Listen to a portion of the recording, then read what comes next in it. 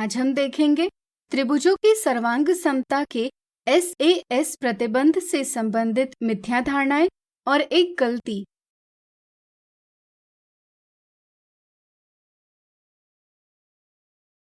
मिथ्या धारणा 1, त्रिभुजों के दर्शाए गए युग्मों यानी पेयर्स में से कौन सा युग्म SAS सर्वांग समता प्रतिबंध के अंतर्गत सर्वांग सम यानी कॉन्ग्रुएंट है।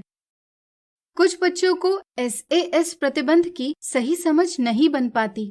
बच्चे देखते हैं कि पहली आकृति के दोनों त्रिभुजों में दो भुजाएं बराबर है एवं एक कोण बराबर है।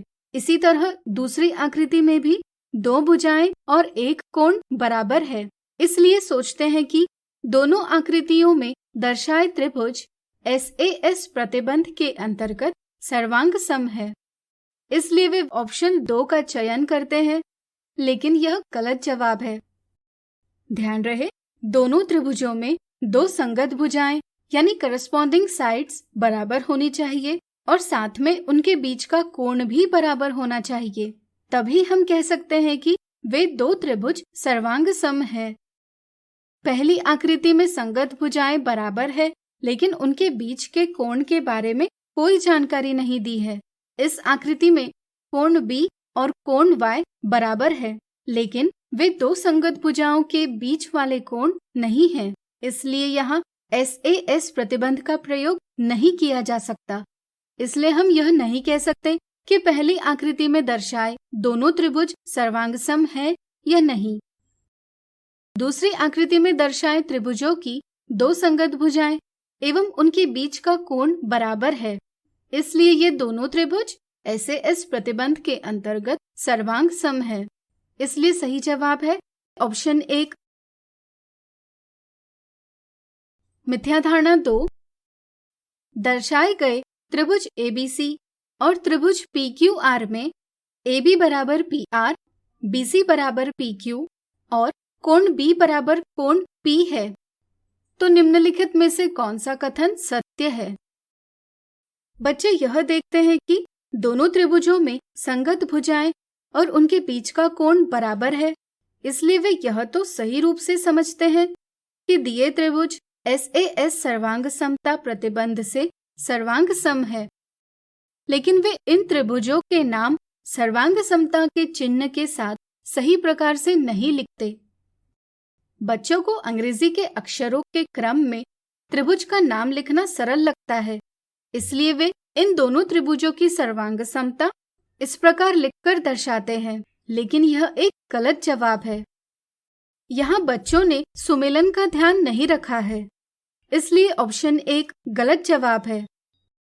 सही समझ यह है कि दोनों त्रिभुज सर्वांग सम सिर्फ उस स्थिति में होंगे जब शीर्ष B शीर्ष P पर, शीर्ष A शीर्ष R पर और शीर्ष C शीर्ष Q पर आएगा।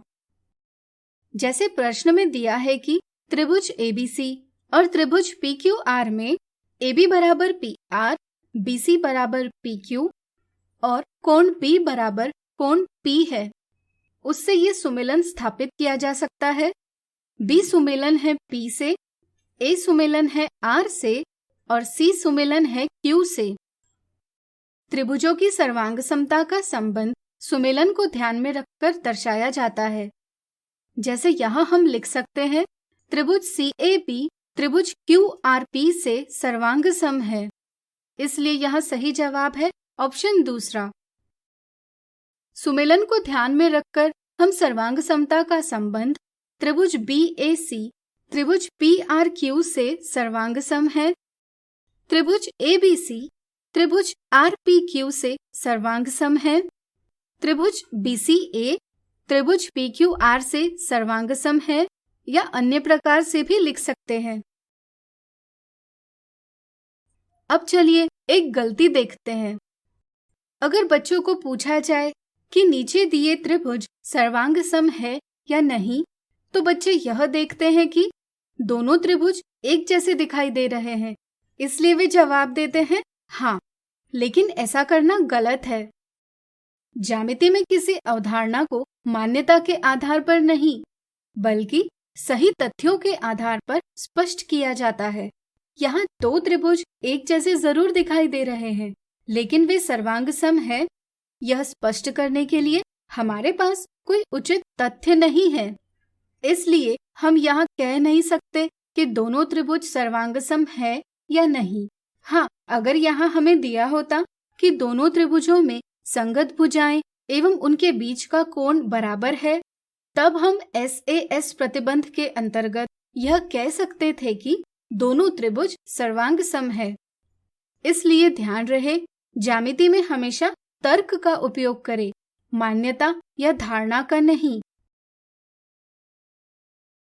तो आज हमने देखी त्रिभुजों की सर्वांग समता के SAS प्रतिबंध से संबंधित मिथ्या धारणाएं और एक गलती।